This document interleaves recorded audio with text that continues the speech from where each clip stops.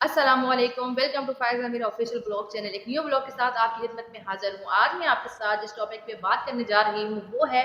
Doctor Aamir Liaquat حسین کا جو post mortem ہے اس کو پھر سے پوسٹ پون کروانے کے لیے ان کی وائف عدالت پہنچ گئی ہیں۔ جی، ان کی جو سابقہ وائف ہیں ڈاکٹر بشرا صاحبہ، ان کا یہ کہنا ہے کہ ہم نے پوسٹ مارٹم جو ہے وہ نہیں کرانا۔ اب وہ یہ نہیں چاہتی ہیں کہ ان کے جو سابقہ شوہر تھے جو ڈاکٹر عامر لیاقت صاحب ہیں، ان کے جسم کے ساتھ کوئی بھی چیر پھاڑ ہو، یعنی کہ پوسٹ مارٹم کا جو پروسیس ہوتا ہے یہ بڑا ہی تکلیف دہ اور اذیت والا ہوتا ہے۔ اب جو بچے ہیں، جو سابقہ وائف ہیں، جنہوں نے ان کے ساتھ وقت گزارا ہے، وہ نہیں چاہتے کہ دنیا میں تو بہت زیادہ ڈاکٹر عامر لیاقت صاحب کو اذیت پہنچی ہے لوگوں کی باتوں سے، لوگوں کے رویوں سے، اور جو ان کی تیسری جو ان کی بیگم تھی، جو کہ تھی، انہوں نے ظاہر کر لیا تھا کہ عدالت سے رجوع کر لیا تھا کہ مجھے خلا چاہیے، لیکن جیسے ہی ان کا انتقال ہوا وہ فوراً سے سامنے آ جاتی ہے کہ نہیں، ہماری خلا نہیں ہوئی ہے، میں ان کی وائف ہوں۔ اگر وہ وائف ہیں تو انہوں نے اس چیز پہ ایکشن کیوں نہیں کیا؟ سب سے پہلا سوال تو یہاں یہ اٹھتا ہے کہ انہوں نے کیوں نہیں کہا جا کے عدالت میں کہ بھائی مجھے اپنے شوہر کا پوسٹ مارٹم نہیں کرانا۔ لیکن ان کی جو پہلی وائف ہیں وہی زیادہ میدان میں آ رہی ہیں، وہی زیادہ اس چیز کو اعتراض لے رہی ہیں، اعتراض یعنی کہ کر رہی ہیں اس بات پہ کہ مجھے پوسٹ مارٹم نہیں کرانا۔ یہاں پہ معاملہ تھوڑا مشکوک ہو گیا ہے کیونکہ ان کا ایکسرا جو تھا وہ اس میں ان کی ہڈیاں جو ہیں جسم کی ٹوٹی ہوئی تھی۔ تو ایک شہری ہیں جنہوں نے یہ کمپلین دائر کی ہے کہ ہمیں معلوم کرنا ہے کہ یہ نیچرل ڈیتھ تھی یا پھر اس میں کوئی قتل کی جو واردات ہے وہ ہے یا پھر مرڈر کیا گیا ہے۔ اب چونکہ ان کے جو ملازم ہیں ان کا تو یہ کہنا ہے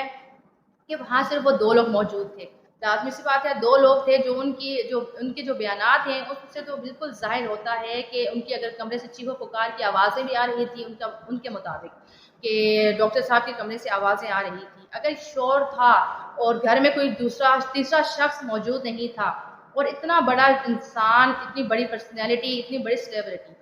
ان کو کیا اس چیز کا اندازہ نہیں ہوگا کہ گھر میں جو گیس ہے بڑھ جانے سے تو کس مطلب کہ انسان کی جان جا سکتی ہے، آکسیجن کی کمی ہو سکتی ہے جس کی وجہ سے انسان کی ڈیتھ ہو سکتی ہے۔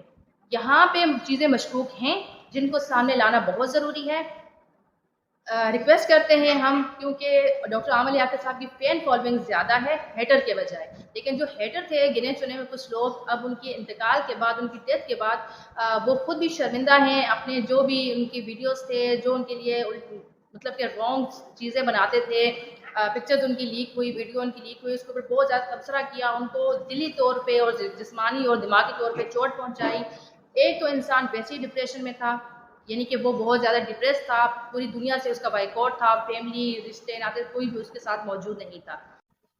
ڈاکٹر عامر لیاقت حسین صاحب کی وائف جو کہ سابقہ وائف ہے ڈاکٹر بشرا صاحبہ، آپ اس وقت کہاں تھی؟ آپ کے بچے، آپ کے جو رشتہ دار ہیں ڈاکٹر عامر لیاقت صاحب کے، جو حقدار ہیں، جو لواحقین ہیں، جو اب ڈیڈ باڈی کے آگے وارث بن گئے، جب تک وہ زندہ تھے وہ سب اس وقت کہاں تھے؟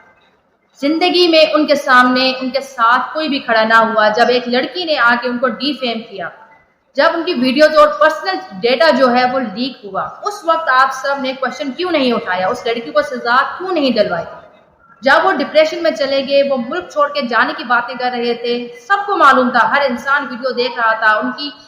ڈاکٹر عامر لیاقت صاحب کی بھی جو ویڈیوز ہیں وہ آ رہی تھی، دانیہ شاہ بھی اپنا موقف بیان کر رہی تھی۔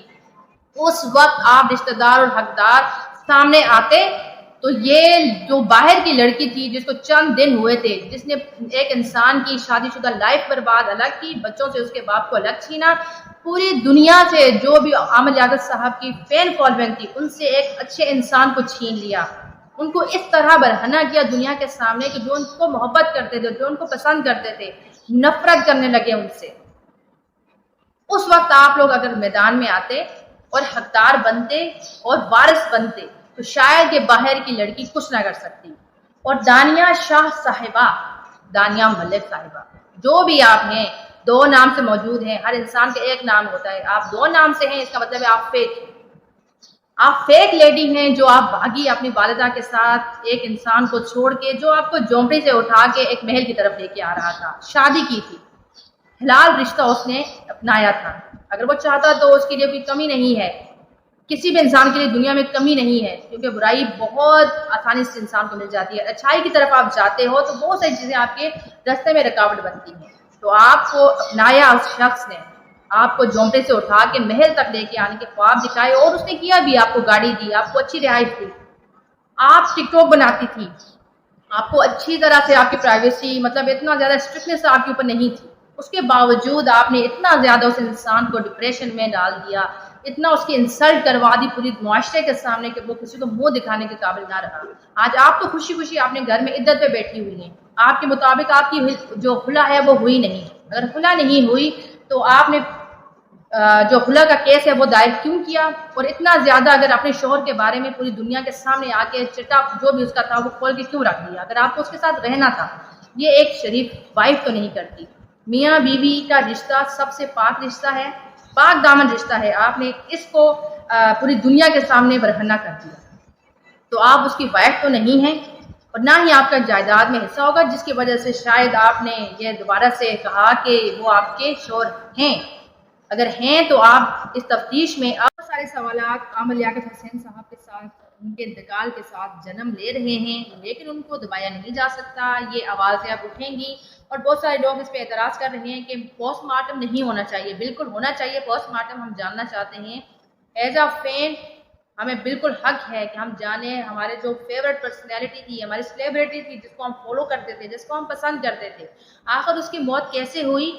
کہ اس کا مرڈر ہوا یا پھر یہ نیچرل ڈیتھ تھی۔ Thank you so much for watching me, انشاءاللہ ایک نیو ویڈیو کے ساتھ آپ سے پھر ملاقات ہوگی۔ تمام کوشچنز آپ کے رکھتی ہوں، کمنٹ سیکشن میں بتانا مت بھولیے گا، اور فائزہ امیر آفیشیل بلاگ چینل کو سبسکرائب، لائک، شیئر کرنا نہیں بھولیے گا۔ تب تک کے لیے خدا حافظ۔